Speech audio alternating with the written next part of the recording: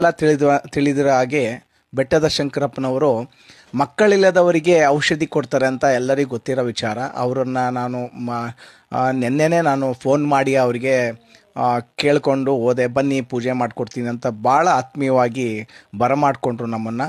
ನಾವು ಹತ್ತಿದ್ದು ಬಸ್ಸನ್ನು ಮೈಸೂರಿಂದ ನಾವು ಒಂದು 10 ಕಾಲಿಗೆ ಹೋದ್ವಿ. 12:10ಕ್ಕೆ ನಾವು ಕವಲೆಂದೆಯಲ್ಲಿ ಇಳಿದ್ವಿ.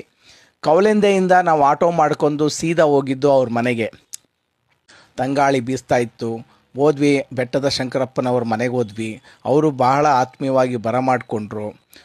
ಪೂಜೆಗೆ ಅಣಿ ಮಾಡ್ತಾಯಿದ್ರು. ಆಗಲೇ ಈಗ ನಮ್ಮ ತಂಗಿನೂ ಸಹ ಅಲ್ಲಿ ಅವ್ರ ಜೊತೆ ಸೇರಿಕೊಂಡ್ರು. ಭಾಳ ಅಚ್ಚುಕಟ್ಟಾಗಿ ಪೂಜೆ ಮಾಡ್ತಾರೆ. ಮಕ್ಕಳಿಲ್ಲದವರು ಒಮ್ಮೆ ಭೇಟಿ ಕೊಡಿ ದಯವಿಟ್ಟು. ಯಾಕಂದರೆ ನಂಬಿಕೆ ಅನ್ನೋದು ಭಾಳ ಮುಖ್ಯ ಅಲ್ವ ಮನುಷ್ಯನ ಜೀವನದಲ್ಲಿ.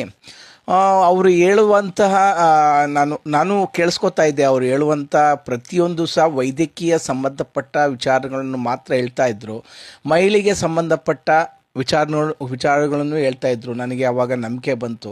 ಸುಮಾರು ಜನ ಅಲ್ಲಿ ಮಗು ಎತ್ಕೊಂಡು ಬಂದಿದ್ದರು. ಅವರು ಒಂದು ವರ್ಷದಿಂದ ಪೂಜೆ ಮಾಡಿದ್ದ ಫಲ ಅಂತ ಬಂದು ನೋಡ್ತಾ ಇದ್ರು. ಭಾಳ ಖುಷಿ ಆಯಿತು ಅವ್ರನ್ನ ನೋಡೋಕ್ಕೆ, ಒಂಥರ ಖುಷಿ. ಇನ್ನೊಂದು ವಿಚಾರ ಏನಪ್ಪ ಅಂದರೆ, ಅವರು ದುಡ್ಡು ತಗೊಳ್ಳೋದಿಲ್ಲ. ನಿಮ್ಗೆ ಎಷ್ಟು ಇಷ್ಟ ಆಗುತ್ತೆ ಅಷ್ಟನ್ನು ನಾನು ಜೋಳಿಗೆಗೆ ಹಾಕೋಗಿ ಅಂತ ಅನ್ನೋದೇ ಒಂದು ವಿಶೇಷ. ಅಂದರೆ ಅವರು ಕೊಡುವಂಥ ಔಷಧಿ ನಾಟಿ ಔಷಧಿ, ಯಾವುದೋ ಒಂದು ಸಸ್ಯ ಮೂಲದ್ದು, ಭಾಳ ವಿಶೇಷವಾಗಿತ್ತು. ಭಾಳ ಕಾಳಜಿ ವಹಿಸಿ ಅವರಿಗೆ ಭಾಳ ಮೃತ್ಯುವಜ್ಜಿ ಅವರು ಹೇಳ್ತಾರಲ್ಲ, ಸಮಾಧಾನಕರವಂಥ ವಿಚಾರ, ಅದೇ ಸಾಕು ನೆಮ್ಮದಿ ಆಗೋಕ್ಕೆ ಮನುಷ್ಯನಿಗೆ. ತುಂಬ ಖುಷಿ ಆಗುತ್ತೆ ಅವ್ರು ನೋಡಿದ್ರೂ ಖುಷಿ ಆಗುತ್ತೆ. ಭಾಳ ಕಷ್ಟದಿಂದ ಬಂದಂಥ ವ್ಯಕ್ತಿ, ಬಡತನದಿಂದ ಬಂದಂಥ ವ್ಯಕ್ತಿ, ಬಡವರ ಅರಿವು ಅವರಿಗಿದೆ. ಭಾಳ ಅಚ್ಚುಕಟ್ಟಾಗಿ ಪೂಜೆ ಮಾಡಿದ್ರು. ಒಮ್ಮೆ ಭೇಟಿ ಕೊಡಿ ಬೆಟ್ಟದ ಶಂಕರಪ್ಪನವರು. ಕೌಲಂದೆ ಪಕ್ಕದಲ್ಲಿರುವಂಥ ದೊಡ್ಡ ಅಲತ್ತೂರು ಊರು ಅವ್ರದ್ದು. ಒಮ್ಮೆ ಭೇಟಿ ಕೊಡಿ. ನಮಸ್ಕಾರ.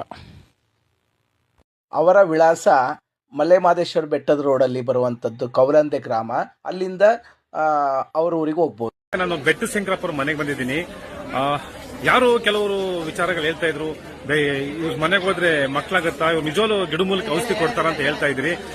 ನಿಮಗೆ ನಿಜವಾಗ್ಲೂ ತೋರಿಸ್ತೀನಿ ನೋಡಿ, ಎಷ್ಟೊಂದು ಮಕ್ಕಳಾಗಿದೆ. ಈಗ ಮಕ್ಕಳು ತಂದಿದ್ದಾರೆ. ನಾನು ಇವತ್ತು ಕಣ್ಣಾರೆ ಕಂಡು ಇದೇ ಸ್ಥಳದಲ್ಲಿ ಬಂದಿದ್ದೀನಿ. ನಾನು ಇವಾಗ ನೋಡಿ ಎಷ್ಟು ಮಕ್ಕಳು ತಂದಿದ್ದಾರೆ.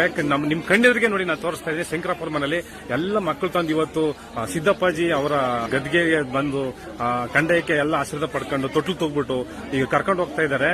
ನೋಡಿ ಮಕ್ಕಳನ್ನ ಎಷ್ಟು ಮಕ್ಕಳು ತಂದಿದ್ದಾರೆ ನಿಮ್ ಕಣ್ಣೆದುರು. ಇಲ್ಲದ ಮನೆಗೆ ಮುದ್ದು ಮಗನಂತೆ, ನೆಂಬಿದವರ ಮನೆ ಇವನಿಗೆ ನೆಲೆಯಂತೆ.